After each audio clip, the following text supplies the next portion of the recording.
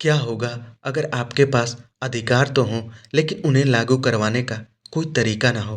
क्या ऐसे अधिकार वास्तव में मायने रखते हैं? डॉक्टर अंबेडकर जी ने भारतीय संविधान बनाते समय एक ऐसा प्रावधान जोड़ा जिसे उन्होंने खुद संविधान की आत्मा और हृदय कहा।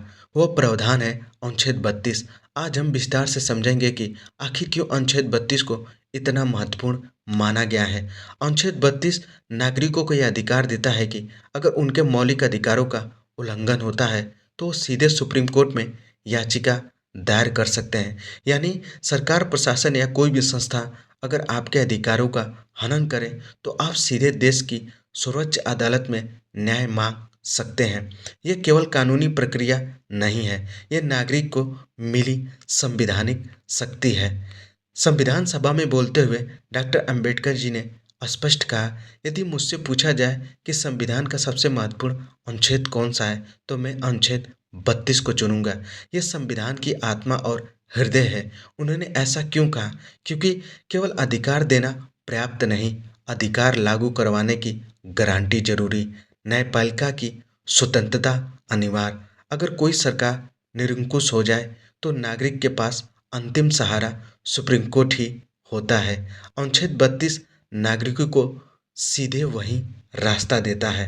लोकतंत्र में सत्ता जनता से आती है, लेकिन अगर वही सत्ता जनता के अधिकार छीनने लगे तो क्या होगा? अनुच्छेद 32 ये सुनिश्चित करता है कि सरकार कानून से ऊपर नहीं, नागरिक सुरक्षा है, न्यायपालिका स्वतंत्र है। यह लोकतंत्र की रक्षा का कवच है। भारत में कई ऐतिहासिक फैसले में अनुच्छेद 32 का उपयोग हुआ।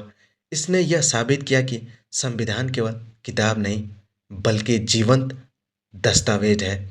अगर किसी को बिना कारण गिरफ्तार किया जाए, अभिव्यक्ति की स्वतंत्रता रोकी जाए, धर्म या जाति के आधार पर भेदभाव हो, तो अनुच्छेद 32 उसे सीधे न्याय दिलाने का रास्ता देता है। इसका निष्कर्ष है, डॉक्टर अंबेडकर जी जानते जानते थे कि सिर्फ अधिकार लिख देने से समाज नहीं बदलता। इसलिए उन्होंने ऐसा प्रावधान बनाया जो नागरिक को सरकार के खिलाफ भी खड़ा होने की ताकत देता हो। इसलिए अनुच्छेद 32 भारतीय संविधान की आत्मा है। अगर आपको यह जानकारी उपयोगी लगी तो वीडियो को लाइक और शेयर करें, क्योंकि अपने अधिकारों को जानना ही सबसे बड़ी शक्ति है। धन्यवाद।